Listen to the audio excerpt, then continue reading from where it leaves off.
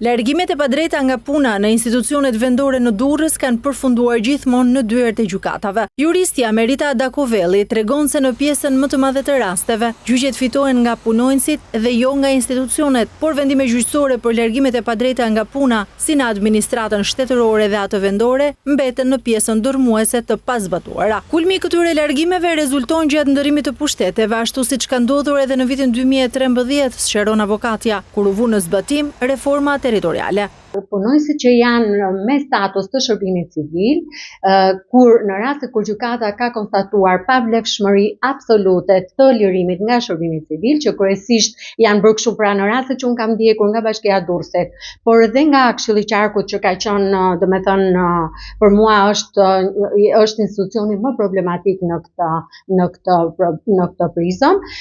Bashkia e Durrësit, vendimet që kanë nxjerrë, ndërkohë që ishin në punë civil, vendimet ishin nxjerrë sigurt ishin me kodin e punës. Juristja gjithashtu i cilëson largimet e padrejta nga puna si shpërdorim detyre nga titullarët e institucioneve. Aktualisht 23 ish punonjës të liruar që nga viti 2013 nuk kanë marrë kompensimin e duhur.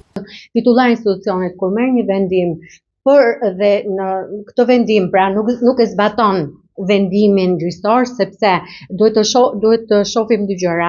Nuk ka kompetencë të drejtë për drejt titullar institucionit në lirimin nga shërbimi civil, por ka kompetencë titullar institucionit në ekzekutimin e vendimit gjyqësor. Raportet zyrtare tregojnë se Bashkia e Durrësit ka një stok të lartë të detyrimeve të papaguara ndaj ish-punonjësve, që ka vlerën e rreth $2 milion.